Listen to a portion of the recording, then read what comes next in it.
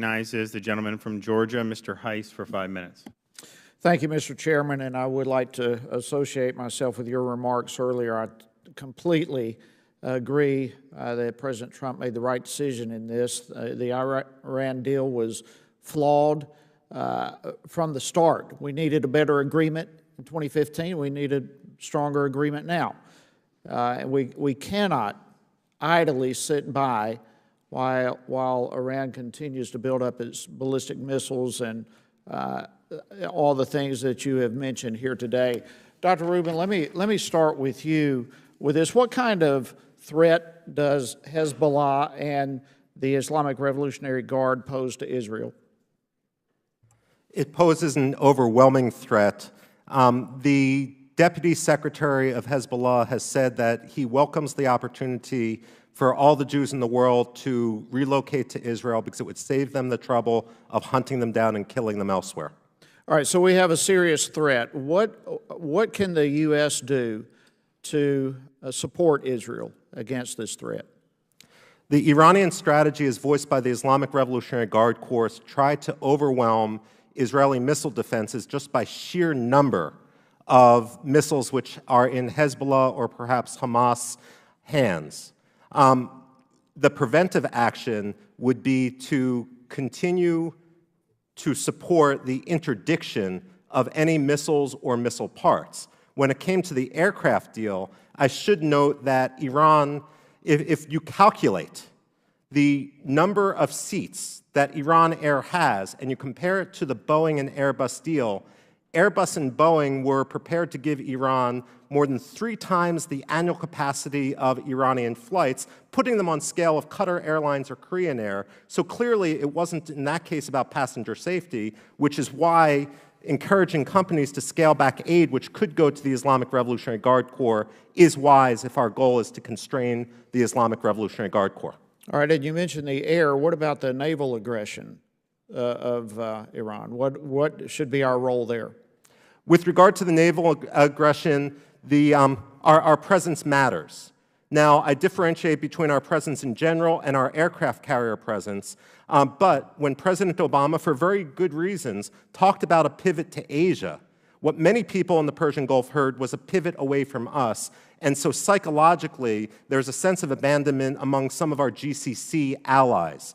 Now, the reason I talk about taking aircraft carriers and pushing them more into the Arabian Sea is just to neutralize the threat posed by Iranian small boat swarming tactics, where they can reach us, but we can't reach, where they can reach us, we can reach them from the Arabian Sea, they can't retaliate against us. So a stronger presence, be it our carriers or whatever, would that, am I hearing you saying that would be a change from the Obama administration's approach? Between 2003 and 2011, we had on average 1 carrier strike group in the Persian Gulf. Between 1991 and 2003, we had 1. Between 2003 and 2011, we had on average 2. What I'm saying is we should continue with the destroyers and cruisers and amphibian LHDs in the Persian Gulf, but the aircraft carriers should remain outside.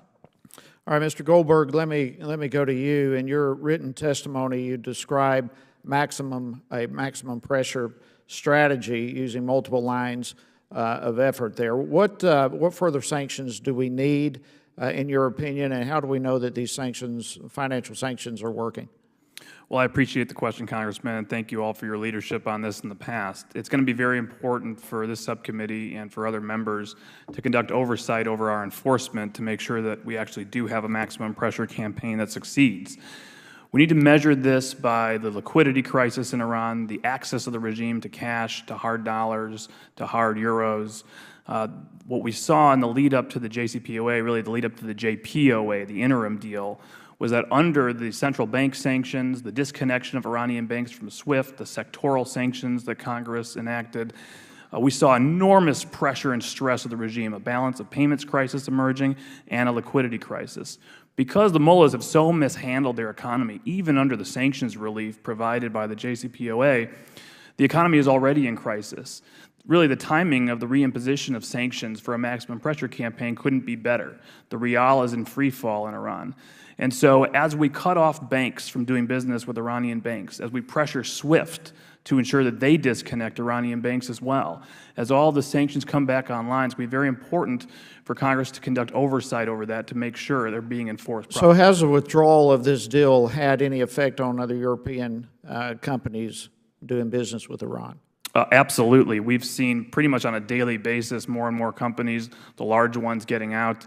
You may have seen today there was a lot of news reports of oil imports from Europe going to be canceled due to our return of the oil sanctions.